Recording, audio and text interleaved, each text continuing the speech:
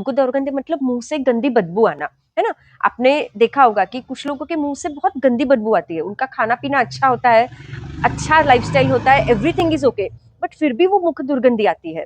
तो ये, और जनरली क्या होता है कि मॉडर्न साइंस में क्या कहते हैं कि 35 एज के बाद एक हार्मोनल इम्बैलेंस बॉडी में होता है, जिसकी वजह से ये दुर्गंधी सभी को आता है, तो वो उसको नेचुरली ले लेते हैं। पर आयुर्वेद के हिसाब से विस्त्रगुणीय पित्त का बताया गया है ना। अगर आपके शरीर में विस्त्रगुण से पित्त और रक्त अगर दूषित हो गया है, तो शरीर को मुख दुर्गंधी आती है, मुंह से दुर्गंध आती है, ऐसा आयुर्वेद में बताया गया है। और इसके साथ ही ऊर्ध्वगत नाम का एक विकार बताया गया है, मतलब अगर बड़ी आंत में आपके कृमि हो गए हैं, और ये प्रकरण कभी कभी इतना बढ़ जाता है कि उसकी वजह से मुंह से मल जैसी दुर्गंध आती है कुछ लोगों के। आप देखो पास में बैठोगे तो बेर नहीं कर सकते हम, इतना दुर्गंध आ जाती है। तो इन लोगों को बात करने में भी बहुत एम्बेरसिंग फील होता है ना। उनको खुद को पता होता है कि ऐसा है, पर कुछ कर नहीं सकते उसके लिए।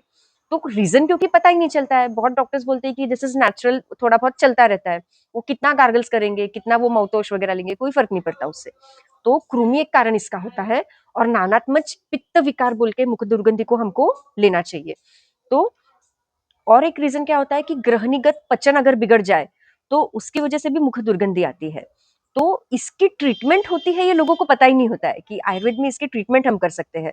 तो सबसे अच्छी ट्रीटमेंट इसकी क्या है कि आपको पित्त शमन करने वाली आहार विहार का सेवन करना है। मतलब मधुर, तिक्त और कषाय रस का सेवन इन लोगों को ज्यादा करने के लिए बना है। पित्त के उपक्रम करना है, मतलब क्या करेंगे, आपको विरेचन देना है, रक्तमोक्षण करना है। शरद ऋतु जब आता है ना, स्पेशली अक्टूबर महीने में, इन लोगों को ब्लड डोनेट करने के लिए बोलना है। इनको आप रक्तमोक्षण कर लो, लीच थेरेपी लग कर लो, तो अक्टूबर में करने से ज्यादा फायदा होता है ना।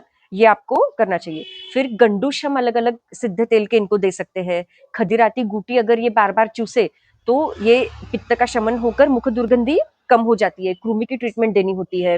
फिर सुगंधी द्रव्य जैसे चातुर्जात का सेवन हम इनको करने के लिए कह सकते हैं, या सुगंधी द्रव्य का उपटन अगर शरीर पे लगाने के लिए दे दो, तो उससे मुख दुर्गंधी तो कम होती है, पर जिन लोगों के पसीने में बदबू आती है ना, वो भी उससे बहुत अच्छे से कम होती है।